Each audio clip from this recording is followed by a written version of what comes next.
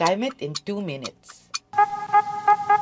Climate action starts to scale when it moves from plans into daily life, and that shift happens in communities. When people understand the risks they face, action becomes shared. Because climate action feels stronger when it reflects real experiences.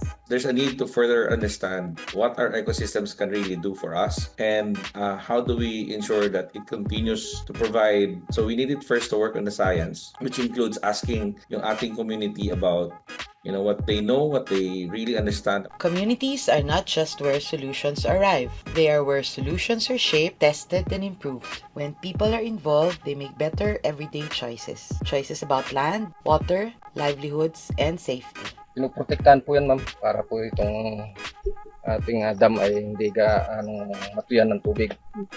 Dahil po napakarami pong mga taong umaasa po dyan. Tapos dyan din po nanggagaling yung ating kuryente. Shared understanding builds trust, and trust turns projects into practice. Climate solutions spread faster when they fit local values and livelihoods. Over time, community-led action becomes part of daily life.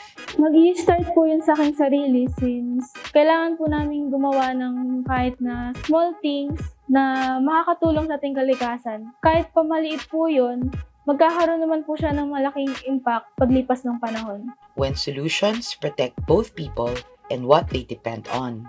Yung pagtatanim namin ng mangrove ay isa yon sa nakaka-control sa paglaki ng alon dahil binabasag nito yung malalaking alon, lalong-lalo na yung mga bahayan namin dito sa tabi ng mangrove. Mas protektado sila, lalong-lalo na dun sa malalakas na hangin. And when storms come, the difference is visible.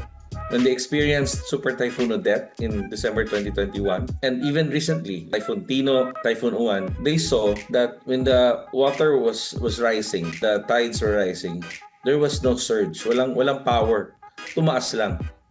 And it allowed us to preserve a lot of our properties to not be heavily damaged. But the wind was there, but it did not make that major damage and allowed us to recover quicker than most. But community effort alone isn't enough to bring solutions everywhere. To truly scale, local actions need support that helps ideas travel, adapt, and endure.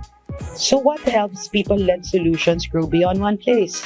That's what we explore next, how climate action scales when governance systems, policies, mandates, budgets, data, and accountability are aligned across all levels.